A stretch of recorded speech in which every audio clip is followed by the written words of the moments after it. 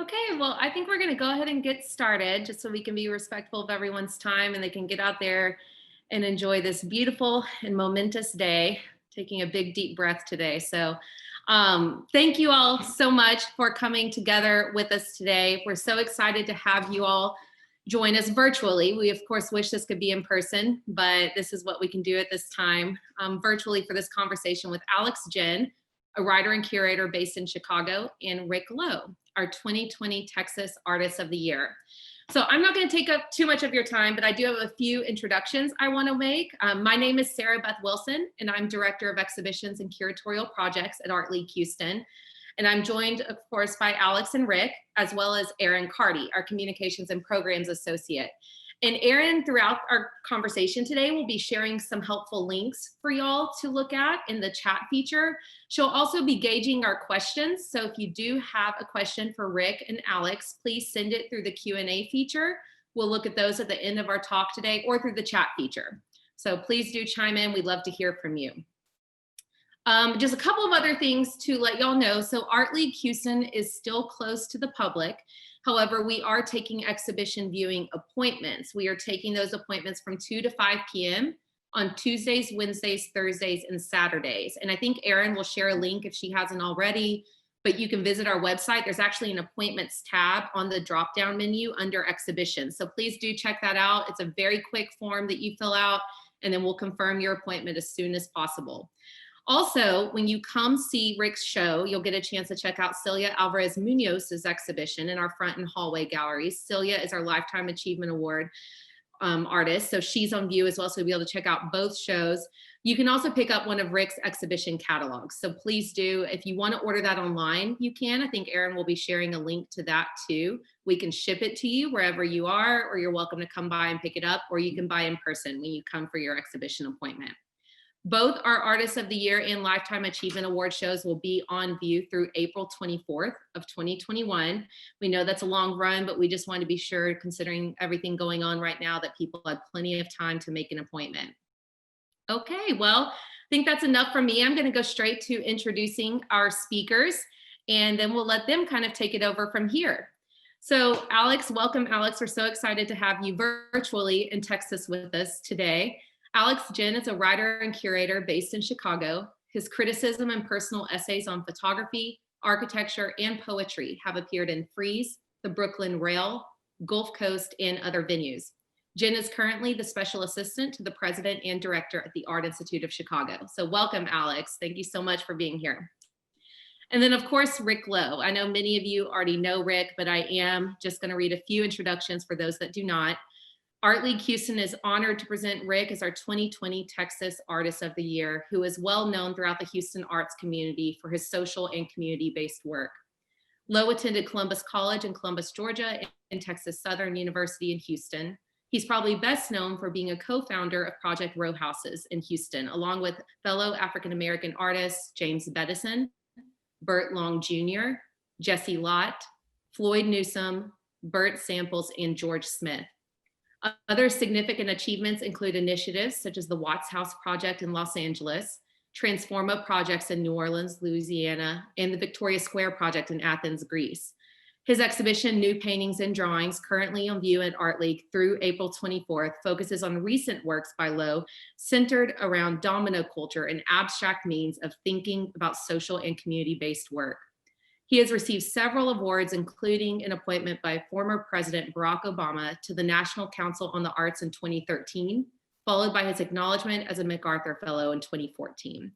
Lowe is currently Professor of Interdisciplinary Practice at the University of Houston and is represented by Hiram Butler Gallery here in Houston, Texas, and Louise Alexander Gallery in Los Angeles. And real quick, just one last thing I do want to share is just a little bit of history about the Texas Artist of the Year Award. We oftentimes get questions from people about when these shows happen, how the artists are selected, and kind of the process there. So in 1983, Art League Houston established the Texas Artist of the Year Award as a dynamic project documenting contemporary Texas art history. The award recognizes artists who have demonstrated exceptional creativity and outstanding achievement, and whose work has had a significant and positive impact on contemporary visual art in Texas. Those who have been recognized have already produced a significant body of work and stand apart as leading figures and visionary talents within the field of contemporary art in Texas. Artists are nominated by a panel of distinguished jurors from across the state. These jurors determine the award winner and remain anonymous until the winner is announced. Since the inauguration of this award program, 35 outstanding artists have received the distinction of Texas Artist of the Year. And we are all honored to have Rick join us in that list of artists. So thank you all, and I'm finished. Please, like I said, chime in with any questions, and we're gonna turn this over to Alex and Rick. And Alex, I think I'm gonna go ahead and start sharing images. Is that good? Awesome. Okay. Get us going here. Okay. Hey, Rick, how's it going? Pretty good, Alex. Yep. Thank you for doing this. Of course, absolutely. Thank you, Sarah. Thank you, Rick. Thanks for that lovely introduction. Let's get to it.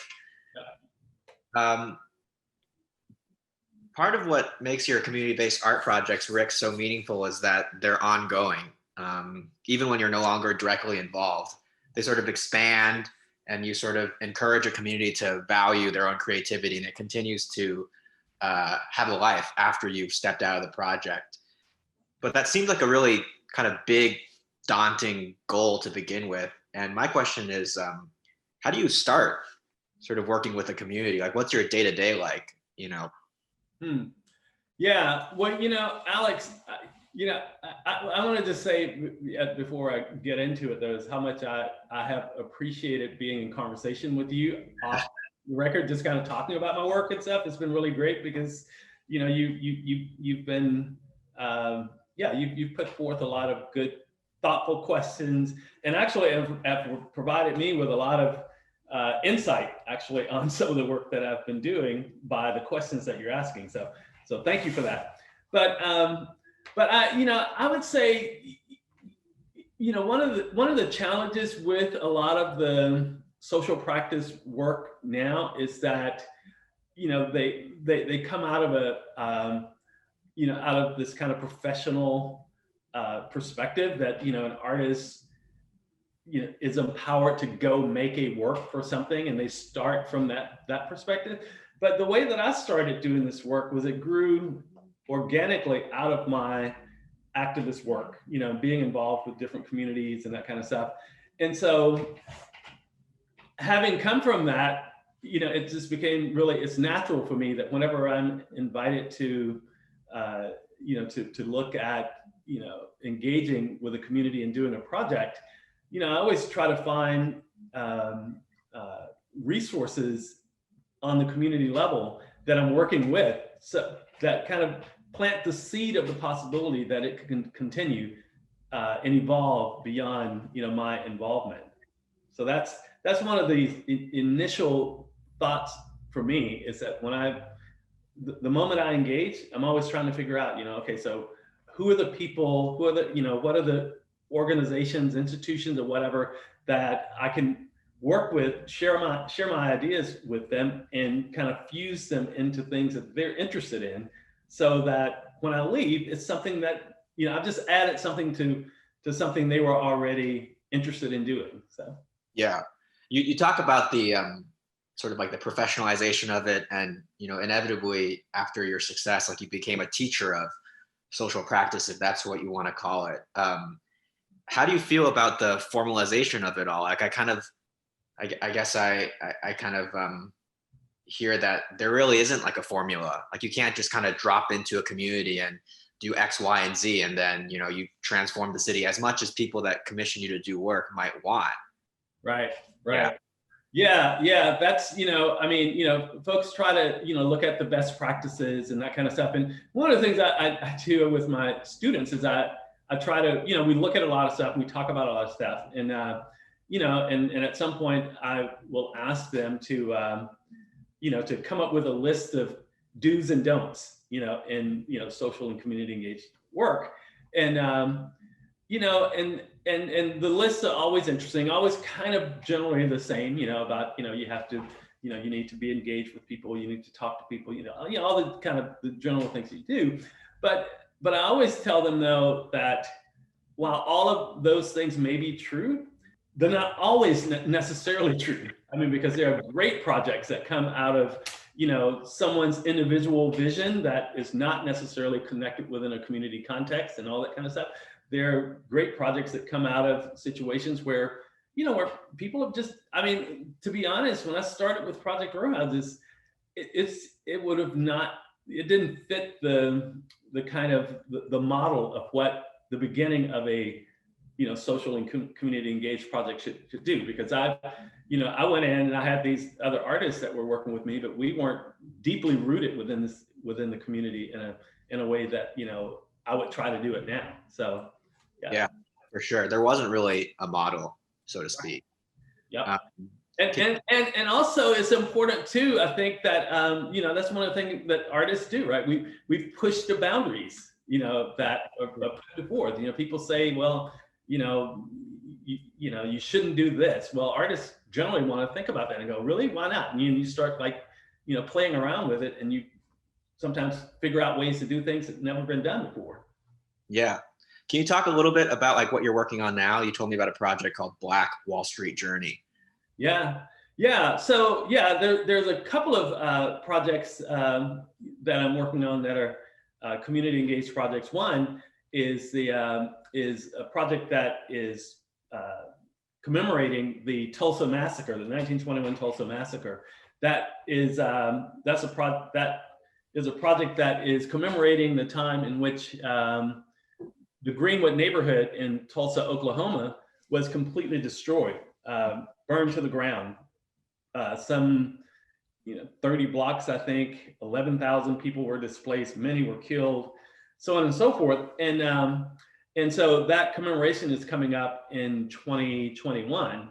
And so I've been very fortunate to, I was called by the Tulsa Massacre Centennial Commission and asked if I would help them think about how to add some kind of art and cultural component into the commemoration that's going to happen next year. And so I joined forces with a colleague of mine, friend of mine, William Cordova, and we put together we decided that we would look deeply into the Tulsa community, because there's so much history there, and so many of the descendants are still there, and people have stories. So we decided to put on this exhibition, basically with Tulsa and Oklahoma-based folks, wide range of artists. Some are traditional artists, some are just folks from the community that have stories, and we're helping them figure out how to articulate those in an artistic way. And all that stuff is going to happen for May of 2021. So that's an exciting thing. And that's kind of looking back in a historical sense. But and that's called the Greenwood Art Project. The Black Wall Street Journey came about from another interest that I had when looking at the Tulsa Massacre. I knew a little bit about how the destruction and all from the massacre, but what I didn't know was that apparently people went back to the Greenwood neighborhood and rebuilt it shortly after the massacre. And so I was intrigued by this idea and this notion that people that they had the will, the spirit, the creativity to go back into a terrorized context and to rebuild, and I thought, if they could do that then, why aren't we doing this in Black neighborhoods now? And so I asked the question, what would Black Wall Street look like in the 21st century? And so I went through this process of thinking about places places that might have the potential. Of course, New York, Atlanta, DC, all these places, Chicago, were kind of things that came to mind. But there were a number of things that led me to Chicago, and one of them being that that one of a descendant of one of what people call the founders of Black Wall Street in Tulsa lives in Chicago, and he's a very prominent business person there. And so that was interesting for me. And then this exhibition came up at the Smart Museum. That's going to happen also in June of 2021. And so proposed this to them, and that's what I've been working on in Chicago. Looking at basically, how the role that Chicago has played in terms of economic prosperity for Black people, and also, where it is now, and what are the possibilities of it kind of framing a project that could be an example of how Black Wall Street could exist in the 21st century. Amazing. And that's just like in the beginning stages, right? Like it's kind of like you're reaching out to community stakeholders and business owners and, kind of really just listening for this initial part of the project. Yeah. It's very early.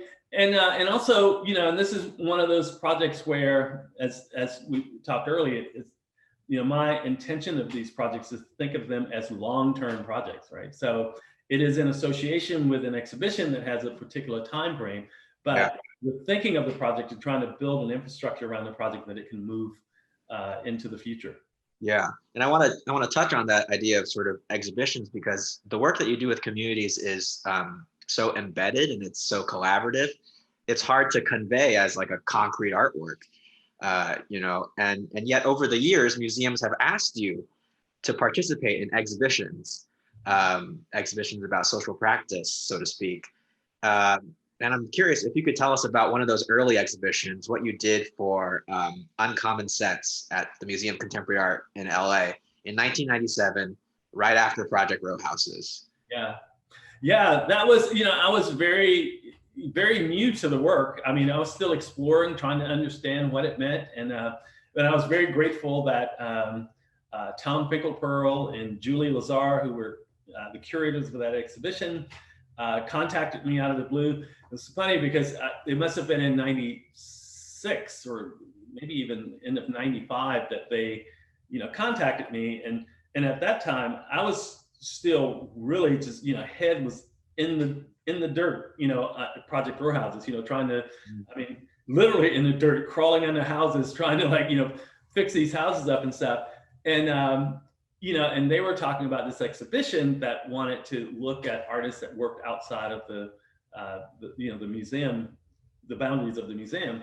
And so it was really great because, I had kind of a framework for thinking about Project Row Houses, but it wasn't at the forefront of my mind because, I was, in the weeds, so to speak. And so that working on that project gave me a chance to start thinking more, conceptually and that kind of stuff.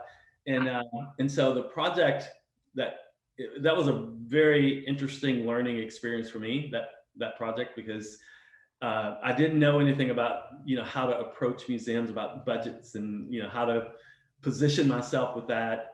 I didn't know how to leverage the museum in relation to the community. I mean, it was just, there were a lot of things that I didn't know. And as a result, the exhibition, and I remember you saw that article, you brought that to mind, the Roberta Smith article that the headline was, the headline was, can we bring up that slide real quick, Sarah, of the MoCA shows, like the two houses?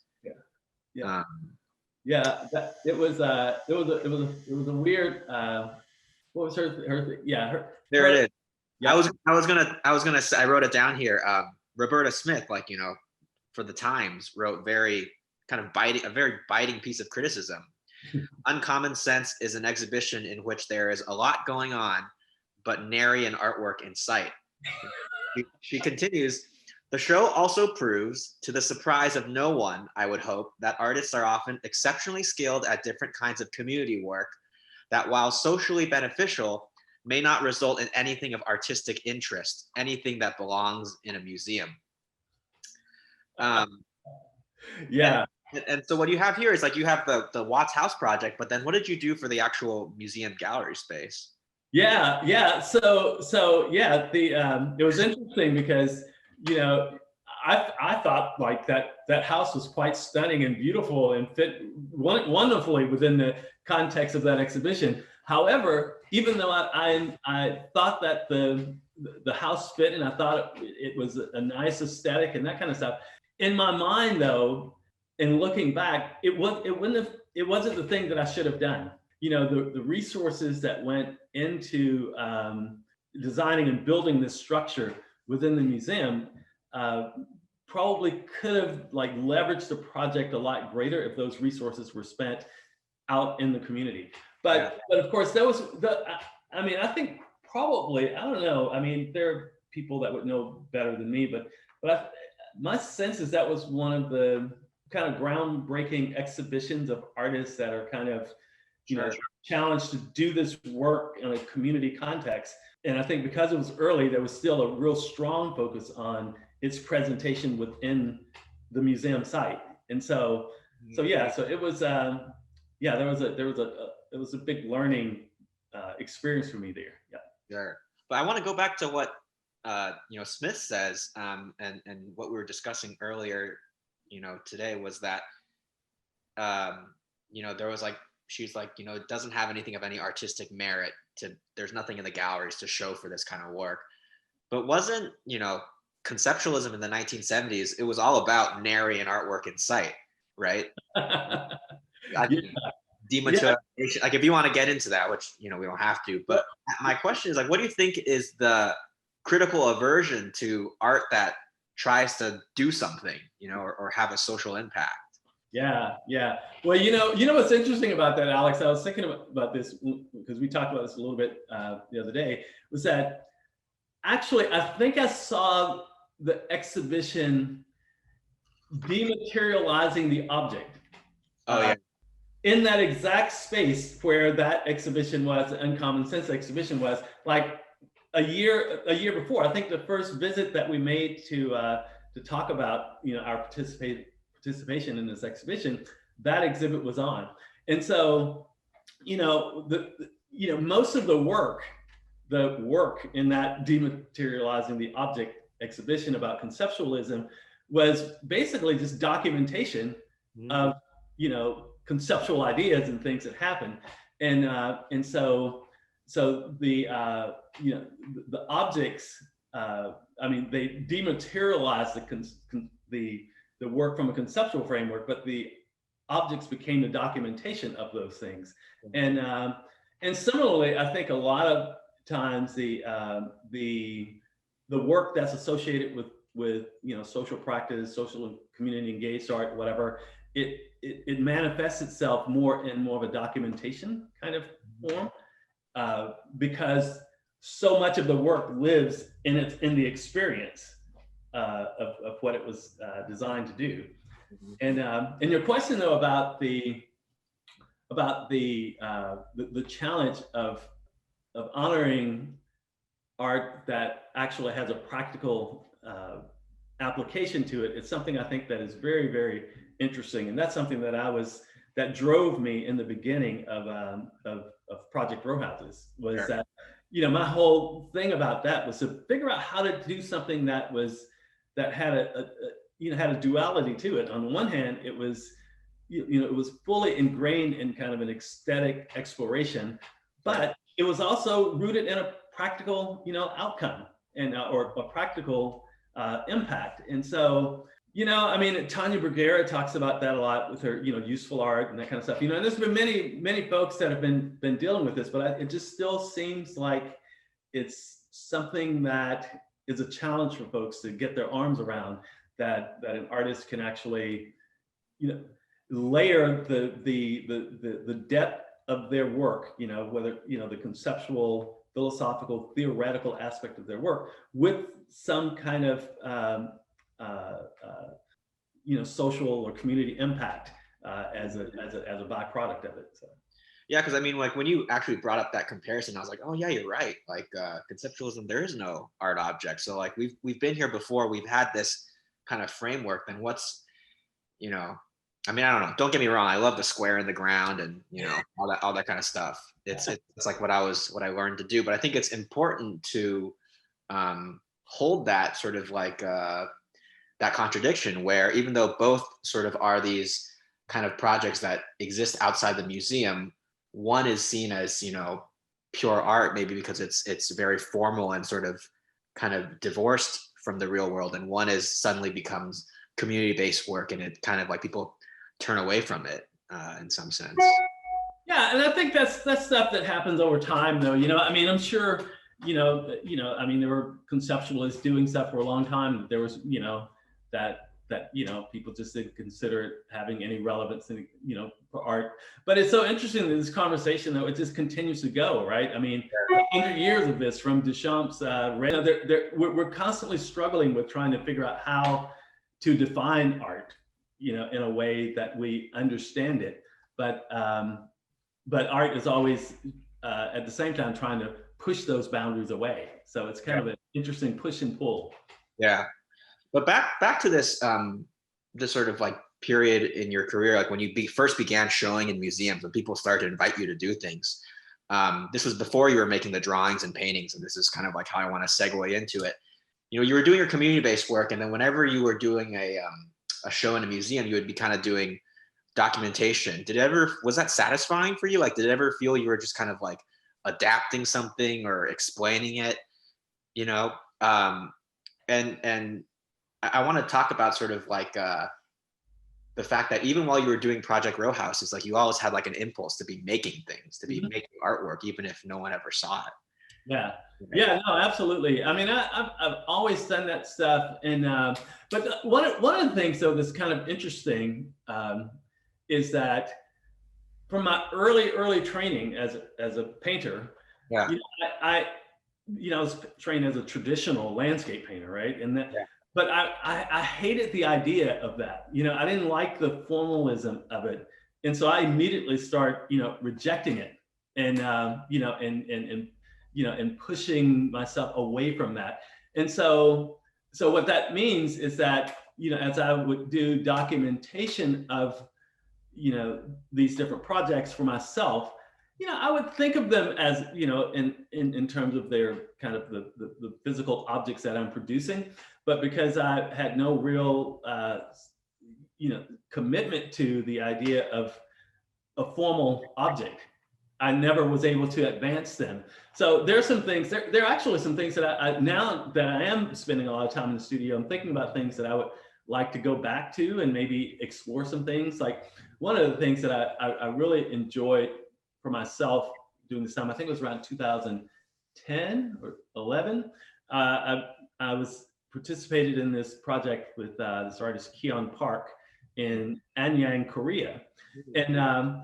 And we were looking at this area that was going to be torn down and redeveloped, and just kind of looking at the landscape, the architecture, the communities of Korea. One of the things I was so fascinated by was that if you look at the architecture in these older communities, particularly the ones where the buildings were like up to like 7 or 8, 10 stories or whatever. I mean, and you could look at them, and like 80 to 90% of the building, the architecture of the building was simply signs, right? Because there's signs all over the buildings, right? And in the new buildings that they're building, we're going to be these kind of modern buildings that have like, not allowing people to just put signs everywhere. And signs were like in a little smaller area. And then you had like the towers that looked like it could be in, New Jersey or, anywhere, right?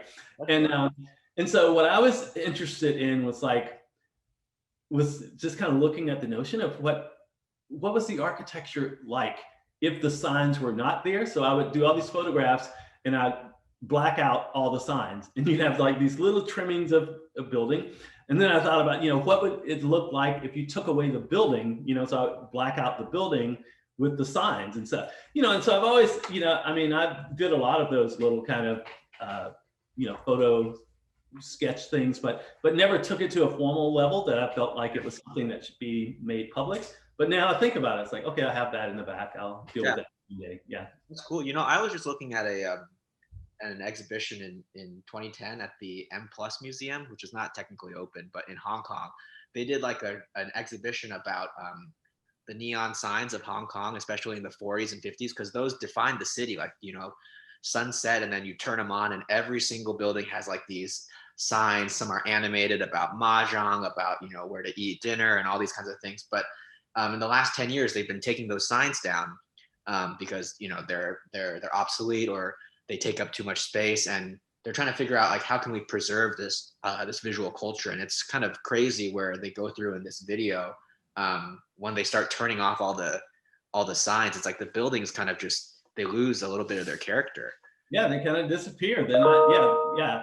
And it's about the identity. You know, like I mean, that was a way that I could figure my way around this little town that I was working in, right? I would just focus on the visual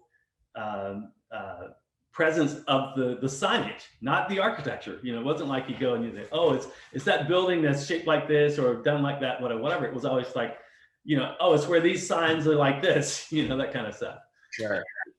So why don't we talk about sort of like that first impulse to make drawings in the same way that you were looking at buildings and sort of abstracting them, you know, just like imagining the negative space or imagining these signs become rectangles. These drawings do come out of something very real. They come out of you playing dominoes at Project Row Houses. But can you tell me about that moment where you decided to like trace or pick up the marker again? You know, especially after like what was that? I want to hear about that story. Yeah, well, you know, okay, so the drawings kind of, I mean, with dominoes, let me just go back to dominoes a little bit. You know, I mean, that's something that I've just kind of picked up from working here in Third Ward, and, you know, everybody does it on the corner here and there. And so when we started Project Row Houses, immediately there was kind of a little domino culture that generated. I didn't know how to play, but I learned and kept going, and I played a lot. I mean, I got to the point where, you know, early 2000s, I was playing like, you know, 3-4 hours a day, you know, with some really great players and stuff. But the thing was that I was never really that good, you know, and I think part of it was that I don't have my attention span is not so great. I mean, dominoes is really it's about memory. It's about, you know, you have to watch the moves of people and how they play and that kind of stuff to be able to kind of, you know, think ahead of the game and that kind of stuff. And I was really terrible at that. I'm still terrible at that. But so I would drift off and just start looking at the shapes of the domino games, you know, and I would often sit there and we would be playing and somebody would make a play and I was constantly the one that was moving the dominoes around, you know, making it go in a direction that I wanted. And then I found myself like taking aerial photographs of them, right? Just with my camera, you know, just kind of shooting the things. And so, but the story you were talking about was my mentor friend, Jesse Lott, who is a great artist. You know, he works, when I first met Jesse, he had like 3 studios in 3 different neighborhoods because his view was that, you know, he wanted to have a creative presence in every neighborhood, and he wanted to have an open door workshop so that anybody who wanted to, you know, to come in he would teach them, you know, how to do stuff. And so over the years, he's taught a lot of people how to make stuff, and he often tried to get them in shows and that kind of stuff. And so, this was like, I don't know, what is 2015? I can't remember the date of it or whatever, but he came to me because this guy, Dan Allison, had a gallery here, and he wanted Jesse to do a show with him. And Jesse told him like, yeah, well, I'll do a show with you if you allow me to show some of my community folks. And it was around 2015 because I just won in MacArthur. And then so Dan came back and told Jesse that, yeah, I'll let you do the show and bring some of your community folks in, but you got to get Rick Lowe to be in the show. And then so Jesse came to me and it's like, man, you got to do something for this show. And I'm like, I don't do that stuff, you know, I'm not whatever. And so we were sitting there playing dominoes, and he's like, yeah, come on, man, you know, I've got a chance to get these, you know, folks out, you know, whatever. And so just kind of as a joke, I just sat there after we played one of the domino hands, and I was like, so I traced it out. I just traced out the game, and we had already been keeping scores on that paper, and then and afterwards I just colored it in with black. And I said, here's your show. Here we go. And then Jesse looked at it and kind of went, okay, sign it. You know, so I was like, okay. So that was kind of the beginning. And then after that, you know, I just kind of like, my curiosity kind of, Yeah. perked up a little bit. And so then I just started to kind of, do more of them and start to figure out that if you layer them over, they become these kind of abstracted forms that were kind of interesting for me. Yeah. And these early ones are in, pen, marker, highlighter. Those aren't mediums that give you a lot of nuance. It's kind of just, you talked to me about how sort of like you went back into the studio and you were kind of just going, layering. Like, what was that when you first, I guess, stumbled upon that first domino drawing? Like, what was that initial period like? Yeah, it was kind of like, the first one was just kind of the colored in one.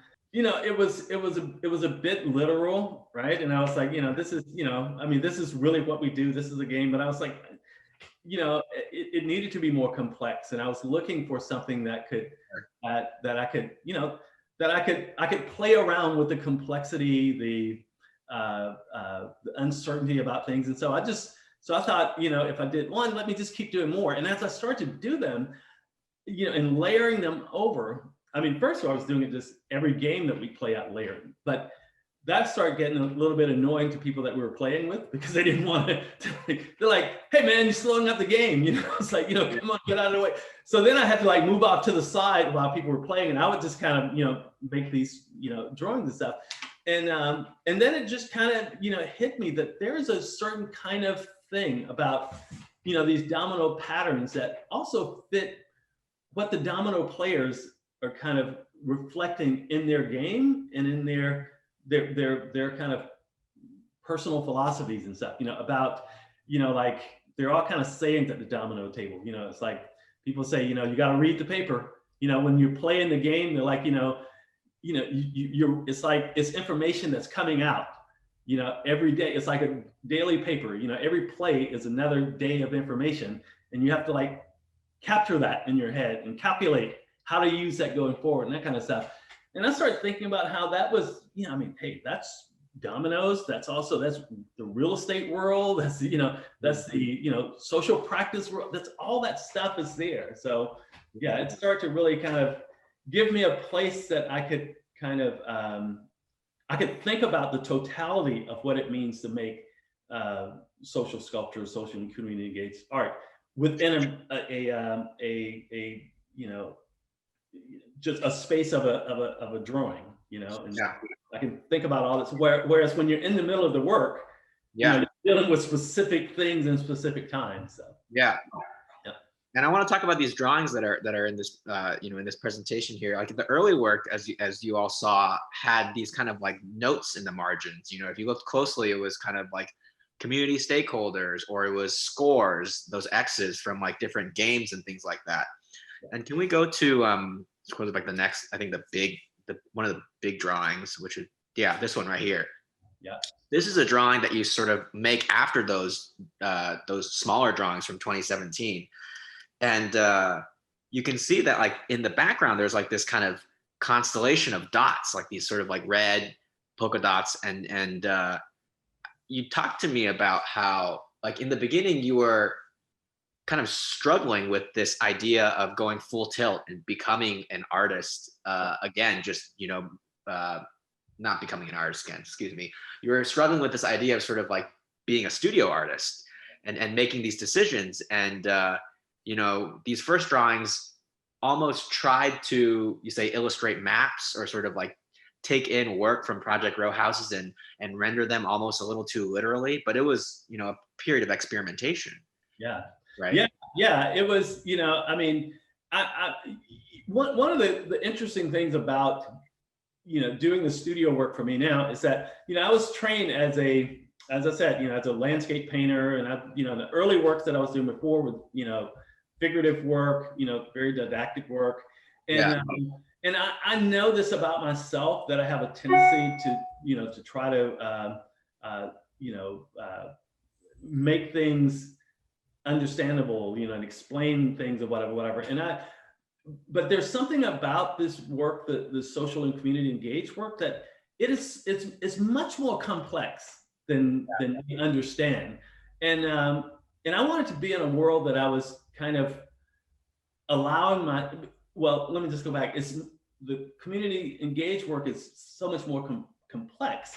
And so we always have to figure out so we're always trying to simplify it and figure out, how do you get it done, whatever. But going into the studio allowed me to just kind of, really just embrace the complexity of it, and to think about how you because in the studio, nobody's life dependent on it, whatever. I can allow things to get complicated and then try to figure out how to make sense out of it. And so that last piece that was up was just a piece of me just kind of saying, I'm just going to keep going and just keep going and just keep going and and just, there was some color underneath and that kind of stuff, with the black markers on top. And it was just kind of, allowing. That piece was me kind of getting away from the dots and that kind of stuff that would have been more literal, and explaining things, to just actually allowing the patterns to kind of take over and communicate in a way that was much more complicated than I would have done had I allowed the dots to stay at the surface level. Sure. And it feels like a really, like those drawings brim with the kind of energy, like they're just so like frenetic, Can we actually, I want to talk about real briefly this idea that you're sort of coming back to painting and drawing. We say again, because you really did start out as a figurative painter. Can we pull up those figurative paintings? You did an exhibition. Well, this is really interesting too, Alex, because, I never show this stuff to people. This was like a whole other life, and so most people don't know this part of me. So it's really nice that you've been kind of encouraging me to bring this up, because it is relevant. It's all relevant. But anyway. But this is from a show in 1991 in Diverse Works in Houston. And if you were saying those earlier drawings were literal, these are completely literal, because they were made not for the gallery. They were made, you mentioned you just paint on plywood. You would, the stud would go right through the paint. These were almost like giant barricade, like 20 feet tall artworks that you would bring to protest rallies, things like that, right? And this was, this was that work that was, about the immediacy of, what was going on. This is when this work was fully tied into my activism, so most of these things were, every once in a while I would pluck them out of a community context and they would be in an art space like this was, but this particular work came after an outdoor installation that was in response to the World Economic Forum that was held here in Houston in '90, I think it was, whenever it was, and it was intended to be very, very direct, and that was the activism, like in full force as a there's a friar, there's a friar, there's like a seated bureaucrat, in a plush chair, there's an army person. I remember I emailed you, I was like, so what is this work about? And you wrote back like in one line, you're like, well, it's about American imperialism under the guise, disguised of, we go for, what was it? You're like, it's under the guise of religious and democratic freedom, but it's really just for economic exploitation. And like, you just wrote it in like one sentence. And I was like, yeah, that is literally, what it is about. But, even though that's so direct and it's so like in your face and it's so deeply political, what was the response to these works in '91? Well, that was one of the big challenges that I was, I've always had as an artist, was finding a place that I felt that I was producing work that had real meaning and value. And part of that, I think, was, my, where I was in my life and what my expectations were. And so I would do these kind of things, and I was completely, sometimes I was a little bit annoyed, in the responses, right? Because we don't have an image of it, but I think it was in 88. I had done this piece that was in response to the killing of Michael Donnell, who was I think it was like 19-year-old African-American man in 1982, I think it was. He was killed by the KKK. He was lynched, hanged from a tree in Mobile, Alabama. And that's how the Morris Deeds and the Southern Poverty Law Center kind of became like, nationally known, because they handled that case. They sued the KKK on behalf of the parents of Michael Donnell. And at that time, I was living like just 60 or so miles away from Mobile. I may have been like a year or so older than, or a year older than Michael Donnell at the time. But I was living in Ocean Springs, Mississippi, and it was so interesting that I hadn't heard anything about that, that killing. And until in 1986, I think it was, I was in my studio in Houston, and somehow I got my hands on a New York Times magazine, and there was this huge spread about, this whole thing. And I was like, oh my God. And so that's when I generated this project, right? And it was just what happened. I got a chance to show it at the Contemporary Arts Museum in an exhibition there. And it was so interesting. I mean, this is a piece that I'd done these cutout figures, one of the hanging figure, and all these kinds of things that were like really screaming and yelling, at people about, I mean, it was a lynching scene, and in front of it were three white men, and it said "You supremacists," right? Yeah. Absolutely, yeah. Three white men with ties on, with no hoods and all that stuff, And but the response was just, it was just the typical art world kind of response. It's like, oh yeah, oh wow, whatever. And I didn't really, it somewhat bothered me. And then you picked up on this thing when we were talking about it, and I talked about my mentor, who came to the show at Diverse Works, and he was looking around, and he kind of, cut my legs from under me by just kind of saying like, yeah, pity. Yeah. That's what you're striving for, is pity. And I'm like, no, I'm not striving for pity, and he knew that would like be really, hurtful. So that, added to my struggle, about, how do you make work, in the art world that really, from an activist standpoint, that really matters, so. And then this is kind of, I mean, it's like you're kind of unsure about this work, and then multiple people are saying, I know we're getting close to the end of our time here, but I do want to talk about, I remember in our first interview, you were like, we're talking about art, and you were like, so let me tell you about Dave Chappelle, because I was like, where is this conversation going? Right? But it's related to this pivot away from doing this kind of like, deeply political, almost literal kind of work.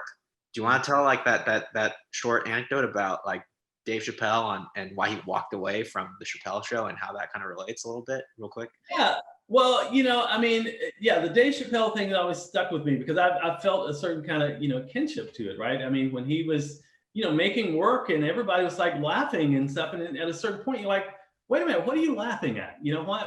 Why is this? I mean, and so for me, it's kind of like you're making this work, and it's like, okay, you're showing up and you're seeing it, particularly in the art world context. Now, and when I would do things like, building installations for, around issues of police brutality, and the activists and the folks that would, engage it in that way, it was another source of empowerment for them to, to continue to do their work.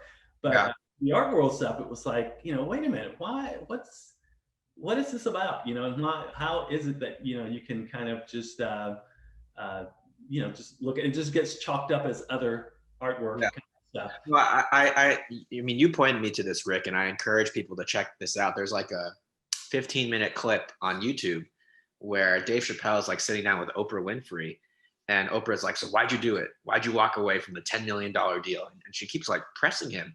And Dave is like, he's keeping his cool, but he basically talks about how, right before he left, he did this sketch of how there would be like a quote unquote racist pixie. and it was like a pixie that would show up every time something, you know, racist was said. And it was a very kind of, and the pixie was in blackface. I mean, it was Dave playing himself in blackface. And it was like a really, you know, tough thing, but it was a really kind of biting sort of look at how people like internalize stereotypes and stuff like this. And he talks about how he was, you know, they were on set and they were shooting and they were doing different cuts and stuff like that. And after one take, this guy like on his crew just starts laughing. And Dave Chappelle said, like, you know when someone's laughing with you and when someone's laughing at you. Yeah. And that was like one thing that, you know, it kind of just spiraled out and it sent him over. And he was like, this work that I'm doing is like about sort of racism, but it's really not changing anything. It's really kind of like, it's just taking this metaphor and just like putting it in the gallery, and you can just walk past it because it's kind of become like this desensitized kind of thing, right? Yeah. And you know, the art world context is really, you know, it's tricky that way, you know, and that was one of the reasons though that I've, you know, I mean, you know, the social and community engaged work became really important because it's like, okay, you know, it challenges the art world to say, okay, you don't just look at it and get something from it. You have to give something to it, you know, sure. And that's why, you know, the fundraising efforts and or not just fundraising, but the resourcing of a community engaged project becomes really important, because what it does is it gives people the opportunity to step beyond, you know, the passive role of just kind of watching something or looking at something, whatever, to actually being engaged with it, you know, and whether it's through, you know, participating in it and bringing some kind of resources, whether it's research resources or legal resources or whatever, or financial resources, you know, so it kind of, you know, that the social and community engaged work to me in the art world is much more satisfactory to me from the political interests, sure, because it is something that demands something different than just the watching on the side. And so when the people who struggle with social and community engaged art because they don't get a sense of what the art is, those are the people that are not investing in it, right? So it's like, okay, well, you know, no, sometimes there's really not a lot for you to see, but there's a lot for you to do. You know, if you want to really, you know, understand this work, you know, come in and be a part of it, and then you'd understand it. Yeah, and it's not immediate. It's not like, you know, in the course of an exhibition, as much as, you know, I mean, time is so weird now, but like in terms of like, it's not split. Project Row Houses was started in 1993 and it's ongoing. You know, the work is kind of constant. It's always asking the community, even as a community changes and shifts. It's like, what do you need, and what is the work for? Right. Absolutely. And the one thing, like sort of like in closing, I want to bring up those paintings, the recent paintings that you've been doing, the ones that are on view at Art League Houston. If we could do those real quick. What I'm curious about actually the point that I want to make is that, you know, the way we've laid it out, it's like you were trained as a painter, and then you had this kind of political work, and then you left it behind because you were just about to start Project Row Houses, and now you're back. But that's not really ever been the case, right? It's not like, you know, you like gave it up and then you did social artwork and now you're back making paintings again. The two practices largely coexist. And if we can imagine your social practice work or social sculpture work as something that's more open and expansive, and the painting as something that's more inward, how do you see those two, you know, ways of working coexist for you today after having sort of come back to this and spent more time with it, alongside doing things like Black Wall Street Journey? Yeah. Well, you know, to me, it's about balance, you know, and it's something that I really don't think that I've had, you know, in previous years, is that space through which I can go in a community context and work and do those things that are, you know, that are the day-to-day kinds of things that you're trying to do to move a project forward, but also to be able to step back and look at it, as I said earlier, in a more complex way and more philosophical way about, thinking about the movement of information, and what does all that mean? The symbols, the language of information, so I get to do all of that kind of stuff within the studio, which is very energizing for me. And also the other thing we talked about too, and I was telling you this about how, I've kind of bought into the notion of social and community engaged work as being collaborative so deeply that I started to understand that I was kind of removing a bit of my own individual sensibility from it, in a sense, and so when I started doing paintings in the studio, that became really clear to me, was Sure. that while my creative work in the social context and community context was always guided by and kind of it was always kind of balanced with the perspective of other people and everybody, so it was always just kind of, I have an idea, but it turns into something because of all these other, folks that are engaging and interacting with it. But then, in the studio, it's like, okay, but now this is like, these are decisions that you make. You make them, they start with you and they end with you. Which has been a real interesting process for me in terms of kind of rethinking myself in the community engaged work too, on some level.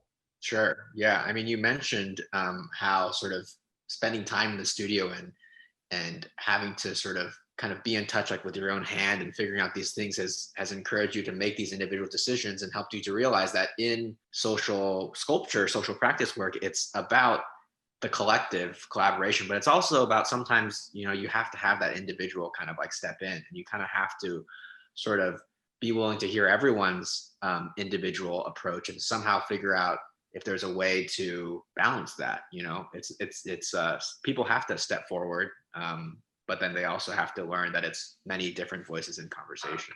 Yeah, and I also mentioned, I've worked on projects where all the collaborators were so thoughtful and so so into the idea that the work was completely collaborative, that it lost a bit of its capacity because there was not that kind of strong spark that individuals have, and so so I'm kind of understanding that a little bit differently from working in a studio context. Yeah, absolutely.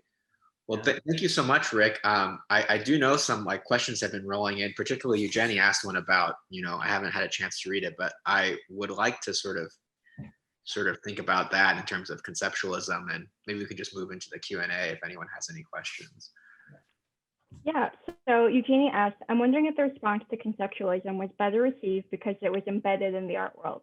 And some of the physical manifestations of conceptual art, I'm thinking of Lawrence Weiner, have market value, where social practice happens outside the art world and market. And as a critic for the Times, Roberta Smith was also part of that system. Were there others writing and acknowledging the significance of social practice as art at that time? I mean, I think she's right, I mean, and that's why I'd say, I think it takes, oh, and thank you for that, Eugenie. That's right. I think, the art world has its way of kind of consuming things, and at its own, rate or speed, whatever. And it'll be interesting to see how it start to, consume, some of the, the more, social practice kinds of works. I mean, even just, thinking about things like, even, commercial gallery spaces are beginning to start to kind of, poke into this, right? So, like I was talking to some folks at, Pace Gallery, in New York, and they have this whole new kind of thing called Super Blue, which is, really looking at, trying to wrestle with this notion of how to, work with artists who are not object makers. And I think, all of that kind of stuff will ultimately end up leading into ways through which, those kind of artists end up finding their way into the market. And that's when it will no longer be questioned about whether it's art or not, because once it gets into the market, then it is. That's open.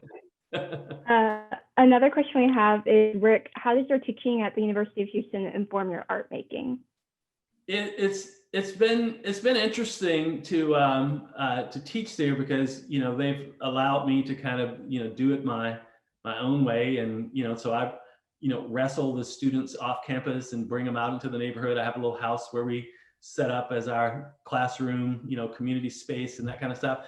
And the interesting thing for me about teaching is really kind of learning from these students, right? In terms of how they see the world and how it's processed, through them, which is very different than, when I say learning from them, a lot of it is learning about, some of the challenges that the younger generation, have, whereas when I, came about doing community engaged work, it was really, most of the people started out, kind of being involved in some level of community and trying to figure out how to do things that are on a community level, and then they grow into doing projects. Whereas now, students kind of think about this idea of how do they do a project, and then they want to find a community that they can do a project within, and it's very different. So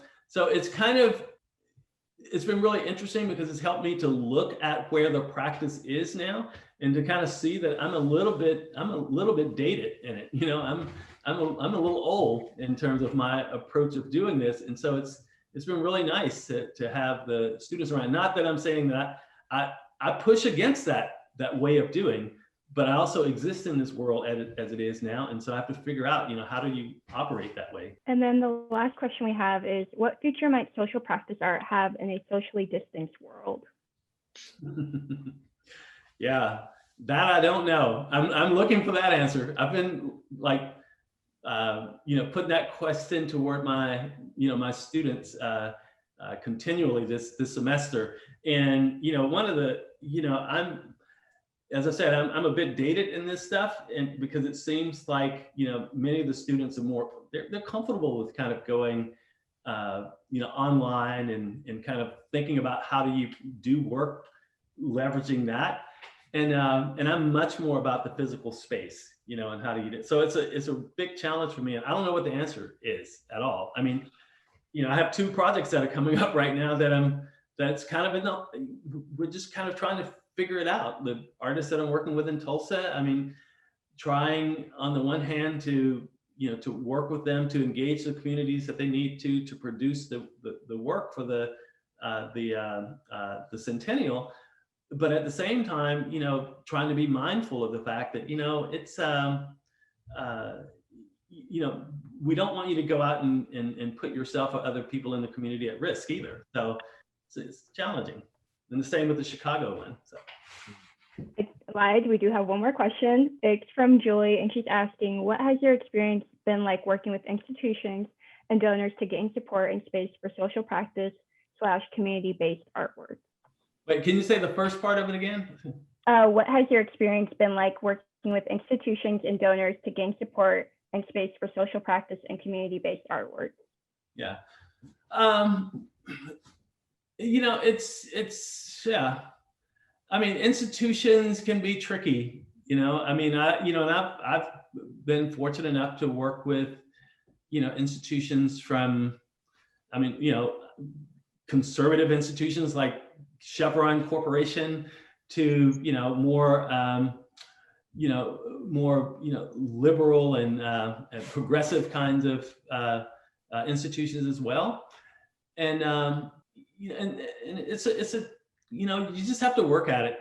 To me, but the first thing starts to me with making sure that the work really speaks to the context in which it's created for. To me, that's the start. You just it has to be authentic. And then you start to kind of figure out how to, corral institutions around them. Now, I would say this though, institutions have power. And there's a power dynamic between artists and institutions that's a little bit tricky. So, for instance, if you talk about art institutions, you know, when I started the Watts House Project as a part of this exhibition at MoCA LA, you know, that was, you know, I mean, I was a young artist. I was excited to be in an exhibition, whatever. And I didn't have the wherewithal to really, you know, kind of, you know, push back on the things that were put forth. And now I kind of understand that a little bit better. But, and I think that's just part of the nature of it. If you're young and you're starting out, you have to, you know, you have to compromise a lot more. The more experience you have and the more, you know, yeah, the more you know, and the more you can kind of, you know, put your own thing forward. But it's a process. Cool. Yeah. All right. Well, Rick and Alex, thank you both. This has been wonderful. Good. It's been great, and I'm really I'm happy that we were able to do it. And like I said, I enjoyed talking to Alex. And this is a short, for those who, you know, tune in. This is a short version of our conversation. They usually go on much longer, which is you know. But anyway, so thank you all. Yeah. Well, great. And I do just want to let everyone know, please do make an appointment to see the show and check that out. And then also sometime early to mid next week, we'll be getting this video up online and on our website. So you'll be able to share it. And if you have a colleague or anyone you want to pass it along to, it will be available. So thank you all once again. And thanks to everyone for joining us. And please go out and enjoy this beautiful day. So thank you. All right. Thank you all. See you later, Alex. Bye.